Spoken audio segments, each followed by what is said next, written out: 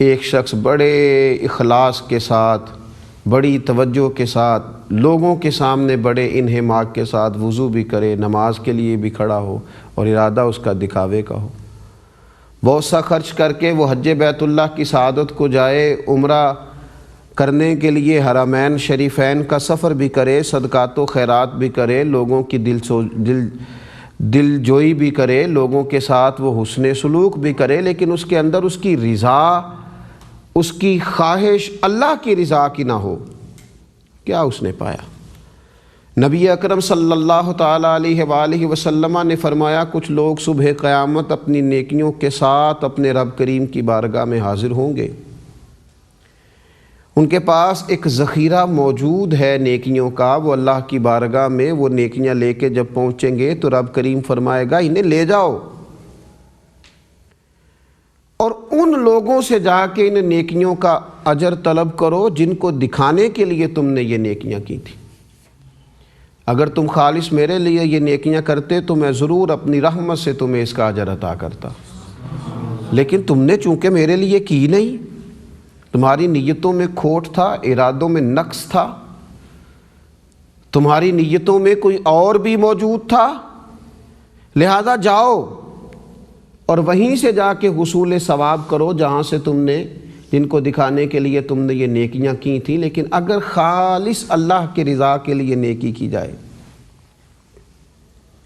اپنے مالک کو راضی کرنے کے لیے کی جائے، اس کی بارگاہ میں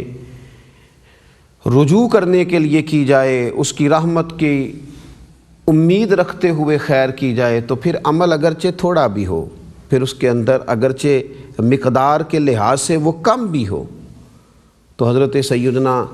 معاذ ابن جبل رضی اللہ تعالیٰ عنہ ارشاد فرماتے ہیں کہ نبی پاک صلی اللہ تعالیٰ علیہ وآلہ وسلم نے فرمایا اپنے دین کو اللہ کے لیے خالص کر لو،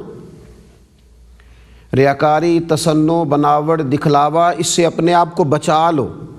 دین کو اپنے رب کے لیے خالص کر لو، تمہارا تھوڑا عمل بھی تمہیں کفایت کر جائے گا، دنیا اور آخرت میں تمہارے لیے خدا کی رحمت کا باعث بن جائے گا، لیکن شرط یہ ہے کہ تم خالص کر لو اپنے اعمال کو، اپنے رب کے ساتھ اپنے دین کو خالص کرو، ریاکاری سے، بناوٹ سے، تصنع سے بچو، اپنے معاملات اپنے رب کے ساتھ ٹھیک کرو۔ جب یہ چیزیں پیدا ہو جاتی ہیں، جب ان چیزوں کا حصول ممکن ہوتا ہے، تو ایک فائدہ یہ بھی ہوتا ہے کہ اللہ تعالیٰ پھر دل کو قرار بھی عطا کرتا ہے، پھر انسان کے لیے نیکی کرنا آسان بھی ہو جاتا ہے، پھر وہ بڑی ساری آزمائش سے، بڑی ساری ٹینشن سے، بڑی ساری پریشانی سے ویسے بھی بچتا ہے، اس کے لیے اللہ تبارک و تعالیٰ آسان کر دیتا ہے خیر کرنا۔ تو نیک اعمال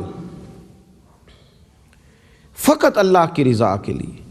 اب اگر کسی ذہن میں یہ خیال پیدا ہو کہ چلے اللہ کی رضا بھی میرے پیش نظر ہے،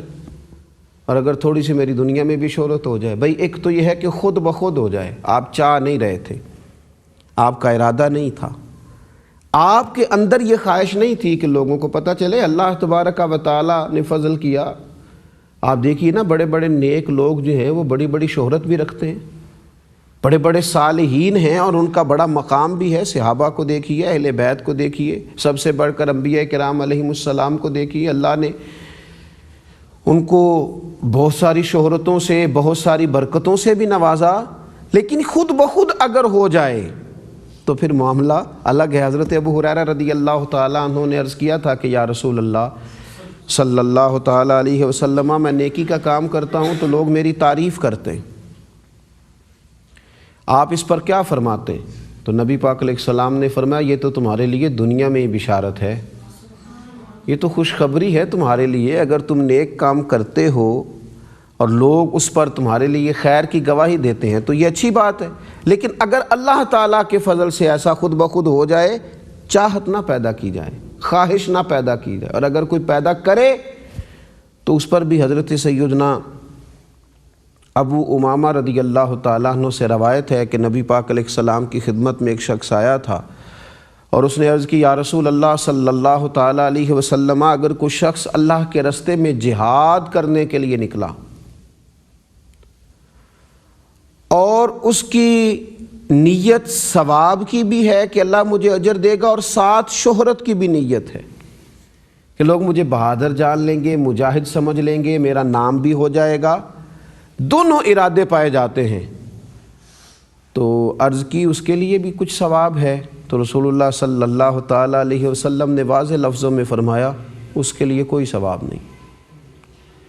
سائل نے پھر عرض کی، یا رسول اللہ صلی اللہ تعالیٰ علیہ وسلم، ایک شخص لڑائی کے لیے نکلا ہے، جہاد کے لیے نکلا ہے، اس کی خواہش یہ ہے کہ اللہ بھی راضی ہو جائے